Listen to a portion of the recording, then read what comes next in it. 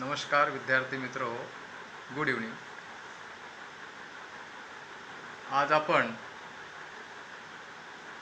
Research methodology, problems and steps या विषयावर अध्ययन करणार आहे. मित्र हो, संशोधन हा ज्ञानाचा अविभाज्य घटक आहे. मानवी जीवनात संशोधनाचे फार मोठे आहे. वर्तमान ज्ञानात नवीन ज्ञानाची भर टाकणे हे संशोधनाचं मूलभूत कार्य आहे. संशोधनामुळे मानवी जीवनाची उन्नती होते.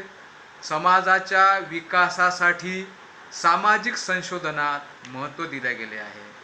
सामाजिक संशोधन हे प्रभावी एक पद्धत आहे.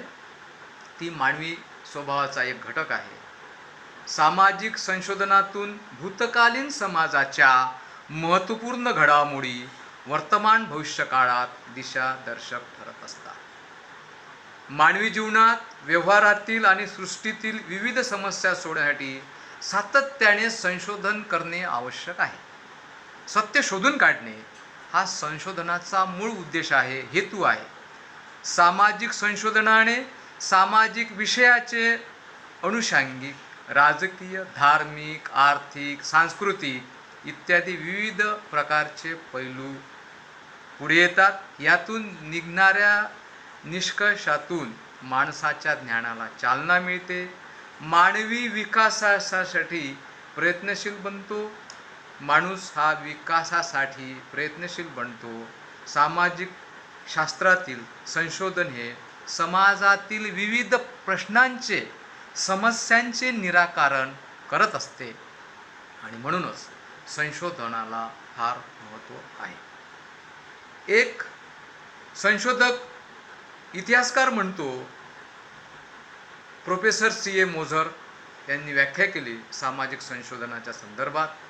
ते म्हणतात, सामाजिक घटना आणि समस्या याबाबत नवीन ज्ञान प्राप्त व्हावे म्हणून केलेल्या क्रमबद्ध संशोधनाला सामाजिक संशोधन असे म्हणतात. मुळातच रिसर्चचा अर्थ असा आहे: R for rational way of thinking, E for expert and exhaustive treatment, S for search for solution, A for analytical analysis with adequate data, R for relationship of facts, C for careful recording or critical observation, H for honesty and hard work. संशोधन हा मुळातच अतिशय महत्त्वाचा एक मानवाचा घटक आहे.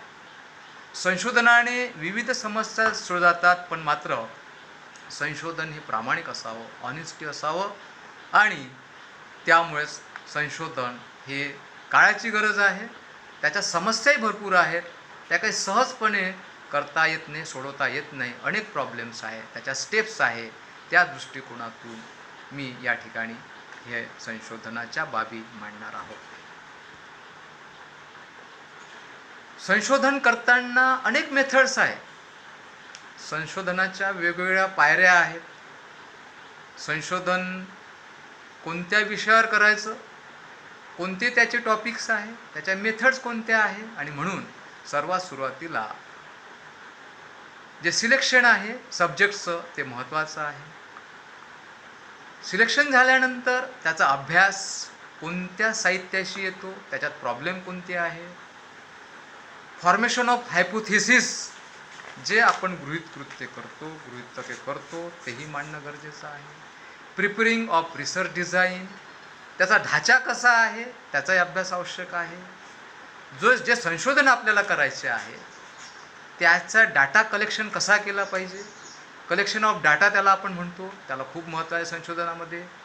Hypothesis, त्याचं टेस्टिंग करायचं आहे. आपण जे गृहीतकृत्य म्हणतो, संशोधन करतो, त्याचं टेस्टिंग आपण केलं पाहिजे, त्याचं इंटरप्रिटेशन केलं पाहिजे.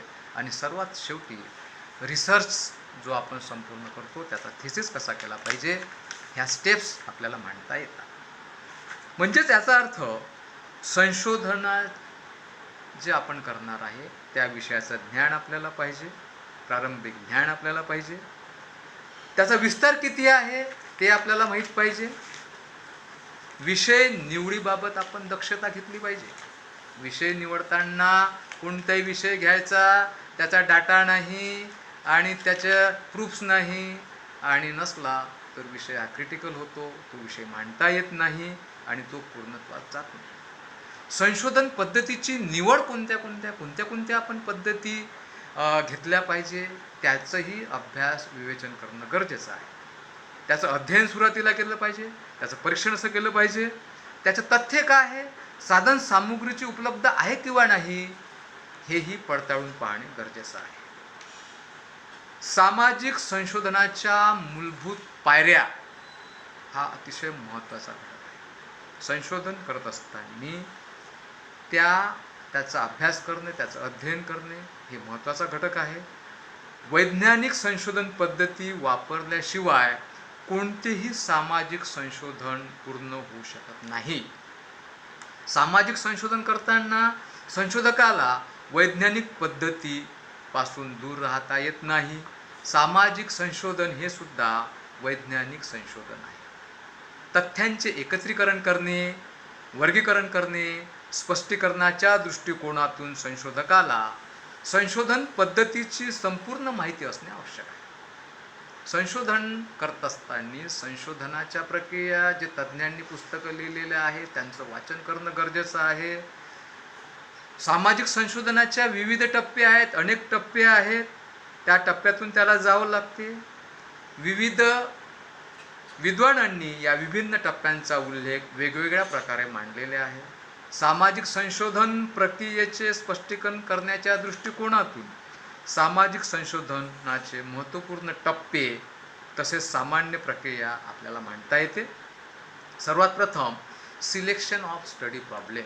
आता प्रॉब्लेम काय आहे, संशोधन करताना प्रॉब्लेम भरपूर आहे आणि म्हणून ते प्रॉब्लेम निवड करणं गरजेचं आहे. अभ्यास समस्यांची निवड आवश्यक आहे. कोणत्याही वैज्ञानिक अभ्यासासाठी प्रथम एका निश्चित समस्यांचं निराकरण करणे, समस्या आपल्याला निवडावी लागते. ती समस्या निवडताना अभ्यासकाने समस्याची निवड करावी, हा एक महत्त्वाचा घटक आहे. उदाहरणार्थ संशोधनकर्त्याला संशोधन करण्याकरता एखाद्या विषयाचं कुतूहल असते, त्यात काय आहे, उत्सुकता असते. ज्या विषयात कमी काम झालेले असावे किंवा अशा विषयात तो प्रचंड आवड निर्माण करू शकतो, ज्यातील काही विशिष्ट मर्यादेपर्यंत अभ्यास झालेला असावा. संशोधन कार्याला स्वतः आपल्या विषयाच्या सिद्धांतानुसार प्रेरणा प्राप्त होऊ शकते. त्याचबरोबर संशोधकाला त्या पूर्णत्वास नेण्यादृष्टीने प्रेरणा प्राप्त होऊ शकते.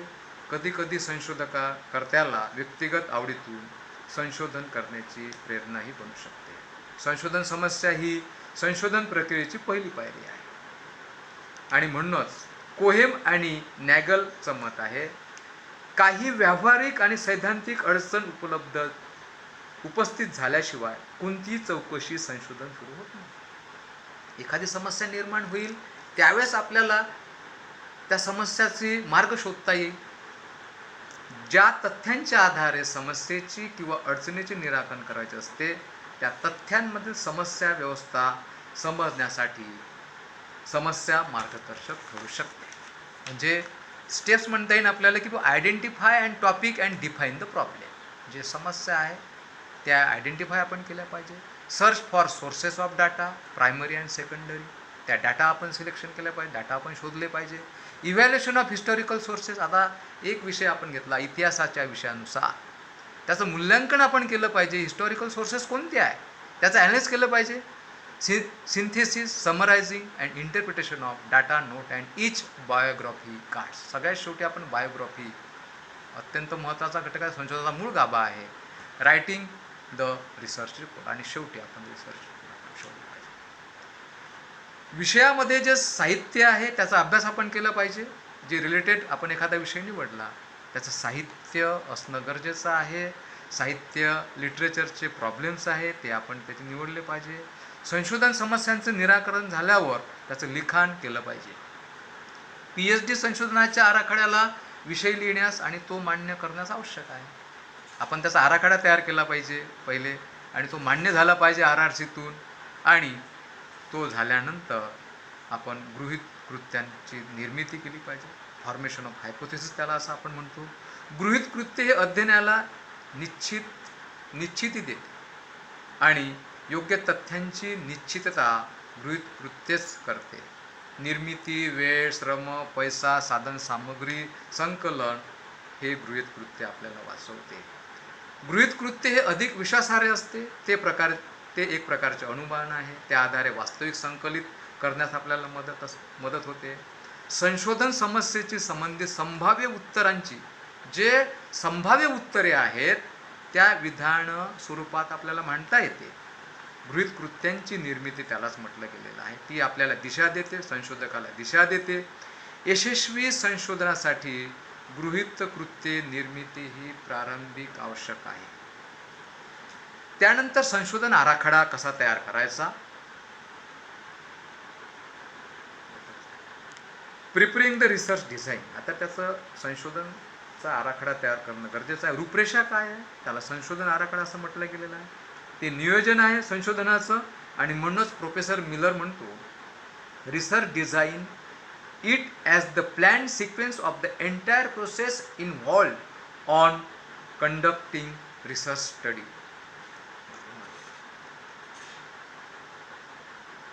संशोधनास सुरुवात करण्यापूर्वी संशोधकाला प्रथमतः संशोधन आराखडा तयार करावा लागतो. संशोधन करण्यापूर्वी आपल्याला आराखडा तयार करावा लागतो. त्यात संशोधनाचा विषय पाहिजे, उद्देश माहीत पाहिजे, अध्ययन क्षेत्र माहीत पाहिजे. आता एक्झाम्पल आहे स्वातंत्र्य चळवळीत बुलढाणा जिल्ह्याचे योगदान. मग आता बुलढाणा जिल्ह्यापुरतंच मर्यादित आहे हे मात्र निश्चित आहे. पण मात्र त्याचे सोर्सेस इतरत्र आपल्याला मिळू शकते. आर्किओलॉजी डिपार्टमेंट आहे, स्वातंत्र्य सैनिकांपाशी आहे, डायऱ्या असेल, हस्तलिखिते असेल, त्याचं विश्लेषण आपण केलं पाहिजे. संशोधन खर्चही महत्त्वाच्या बाबी आहे. कुठे कुठे जावं आपल्याला लागते, दिल्लीला जावं लागते इतिहास संदर्भात. इतिहास संशोधन करताना आर्किओलॉजी आहे, जनपदला डिपार्टमेंट आहे, तिथं पैसा खर्च येतो, ते झेरॉक्स काढायला लागते, सहजासहजी काही ते उपलब्ध होत नाही. या सर्व समस्या संशोधकाला आहेत. संशोधनाच्या उद्दिष्टांप्रमाणे संशोधन आराखड्यात बदलही करता येतो. सुरुवातीला जरी तुम्ही संशोधन आराखडा केला पण काही जगात तथ्य काही मिळालं नाही, माहिती मिळालं नाही, पण मात्र त्यात आपल्याला बदल करता येतो, वाढवता पण येतो. संशोधनाचा आराखडा संशोधन प्रकारानुसार बदलता येतो. वर्णनात्मक, निदानात्मक, प्रयोगात्मक, सर्वेक्षण इत्यादी संपूर्ण संशोधनाच्या आराखड्याच्या पद्धती आहेत. म्हणजेच तथ्यांचं संकलन करणे, पद्धतीची निवड करणे, त्याचं वर्गीकरण आपल्याला करता येते, गृहीत कृत्यांची पडताळणी आपल्याला करता येते, हायपोथेसिस टेस्टिंग. सगळं सामग्री एकत्रित केल्यानंतर संशोधनकर्त्याला गृहीत कृत्यांच्या पडताळणीकडे वळावं लागतं. गृहीत कृत्यांना सातत्य प्राप्त झाली, त्याच्यात काय घडलं, त्याचे उत्तरे काय, प्रश्नांची उत्तरे, हे गृहीत कृत्यांची पडताळणी केल्यानंतर जे म्हणजेच एकंदरीत गृहीत कृत्याला सिद्धांताचे स्वरूप प्राप्त असते. अनेक कसोट्या त्यात नसेल तर संपूर्ण सिद्धांत चुकीचे म्हणता येणार नाही. अशा वेळी संशोधकाला आपल्या निष्कर्षानुसार कडे वळावं लागते. सगळ्यात शेवटी जी समस्या आहे म्हणजे आराखड्याचा सगळ्यात शेवटी जी पायरी आहे तो निष्कर्ष, सामान्यीकरण, जनरलायझेशन अँड इंटरप्रिटेशन. म्हणजे याचा अर्थ ही संशोधन प्रक्रियेची शेवटची पायरी आहे. विश्लेषणाच्या आधारे काढलेल्या निष्कर्षावर संशोधकाने भाष्य करणे म्हणजे तथ्यांचं निर्वाचन. म्हणजे जो आपला गाभा आहे, आपण आता नेमकं समाजाला कोणत्या कामात पडेल हे संशोधन, वर्तमान पिढीला आता स्वातंत्र्य चळवळीत बुलढाणा जिल्ह्याचं जे काही योगदान आहे, अनेक म्हणजे ज्या सत्याग्रह आहे राष्ट्रीय स्तरावर झालेले, पण त्यात बुलढाणा जिल्हा कुठं उतरलेला होता, कोणता तालुका आहे, ग्रामीण आहे. मग हा जे संशोधन आहे हे पूर्णत्वास नेल्यानंतर हे प्रेरणादायी असलं पाहिजे, वर्तमानाने भावी पिढीला कामात असलं पाहिजे आणि त्याचं मत आपण मांडलं पाहिजे. शासनाने त्यासाठी काय केलं पाहिजे आणि सगळं संशोधकाने आपल्या संशोधन विषयाचे निष्कर्ष हे वस्तुनिष्ठ दृष्टिकोनातून काढले पाहिजे, मांडले पाहिजे. त्याच्या कार्यावर टीका होऊ शकते, पण टीका ही शक्यता कमी असते. संशोधकाने आपल्या संशोधन अध्ययनाद्वारे सिद्धांताचे प्रतिपादन केले तरच संशोधकाला व्यावहारिक मूल्य प्राप्त होते. आता सगळ्यात शेवटी जे आहे, आपल्याला सगळं संशोधन झाल्यानंतर त्याचं तथ्य संकलन केल्यानंतर एक केल्यानंतर त्याचा अहवाल सादर करावा लागतो. त्याला शोध निबंध असं म्हटलं गेलेलं आहे. Research report or thesis. गृहीतकृत्यांचा अभ्यास, उद्देशाचा अभ्यास, तथ्य संकलन, तथ्यांचं विश्लेषण एकत्रित करून आपल्याला अहवाल सादर करावा लागतो.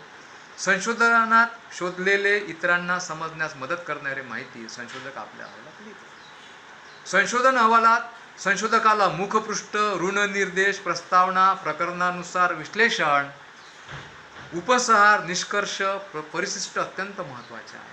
इतिहासामध्ये परिशिष्टाला महत्त्व प्राप्त झालेले आहे. ज्या गोष्टी आपण शोधलेल्या आहे, नो डॉक्युमेंट्स नो हिस्ट्री असं म्हटलं गेलेलं आहे. आणि एखादं डॉक्युमेंट्स आपण आणलं, ते प्रकाशित झालेलं नाही, जो रिपोर्ट आहे एखाद्याचं हस्ताक्षर असेल ते टाकणं आवश्यक आहे. आणि म्हणून त्याला अन्यन्य साधारण महत्त्व आहे. चित्रे आहे, फोटो आहेत, ते टाकणं गरजेचं आहे. सर्वात शेवटी संदर्भ, ग्रंथसूची, बिब्लिओग्राफी त्याला आपण म्हणतो, त्याचाही समाविष्ट करणं गरजेचं आहे. संशोधन पद्धतीच्या नियमांचं पालन करावं. अशा प्रकारे सामाजिक संशोधन प्रक्रियेच्या मूलभूत पायऱ्या आपल्याला सांगतात. आता फुटनोट्स आहे. फुटनोट्स कसा द्यायच्या? हिस्ट्रीमध्ये आपल्याला म्हणता येईल एखाद्या लेखकाचं नाव, सुरुवातीचं आडनाव लिहिणं गरजेचं आहे. मग त्याचं नाव आणि त्याच्या वडिलांचं नाव इनिशियल आपण म्हणतो, त्याच्या पुस्तकाचं नाव आपण देतो. नंतर कुठलं आहे बुवा ते, प्रकाशन कुठं आहे, वर्ष आहे आणि पेज क्रमांक. आता बाकीचे ॲनेक्झर जे आहे ते आपण सगळ्यात शेवटी मांडतो. पोलीस डायरी असेल, तत्कालीन जेल असेल, हस्तलिखित असेल, रेकॉर्ड असेल, हे सुद्धा आपल्याला मांडता येतात, टाकता येतात. बिब्लिओग्राफी आपण म्हणतो मॅन्युस्क्रिप्ट्स, म्हणजे महत्त्वाचा गाभा आहे तो. Self return manuscript, autobiography, committee reports, letter, comments, freedom fighters, स्वातंत्र्य चळवळ आपण घेतली असेल तर फ्रीडम फायटर्सचे रिपोर्ट्स आपल्याला, त्याचे इंटरव्ह्यू महत्त्वाचे आहेत आणि त्याचंही विश्लेषण आपण केलं पाहिजे. म्हणजेच एकंदरीत जे आपण पब्लिश मटेरियल करतो ते बिब्लिओग्राफीमध्ये आलं पाहिजे. ज्ञात अज्ञात साधनं आले पाहिजे, न्यूजपेपरचे कटिंग आले पाहिजे, कॉन्फिडेन्शियल रेकॉर्ड्स आले पाहिजे, डॉक्युमेंट्सचे जो तुम्ही केले ऑथेंटिक ठिकाणचे, नॅशनल आर्काइव्ज असेल, न्यू दिल्ली आहे, मुंबई आहे, नागपूर आहे, प्रिंटिंग प्रेस आहे शासकीय, याचंही आपण मटेरियल केलं पाहिजे. तेव्हाच आपलं संशोधन पूर्णत्वात जाते आणि त्यातूनच नवीन विचार संशोधनातून आपल्याला मांडता येते. नवीन संशोधकांनी ह्या सगळ्या गोष्टी लक्षात घेतल्या पाहिजे आणि आपलं संशोधन विद्यापीठाला सादर केलं पाहिजे. भावी पिढीला, वर्तमान पिढीला हे लागू झालं पाहिजे, त्यांना माहीत व्हावं असं आपल्याला म्हणणं आहे आणि यातून नवीन पिढी चांगली घडू शकते. धन्यवाद.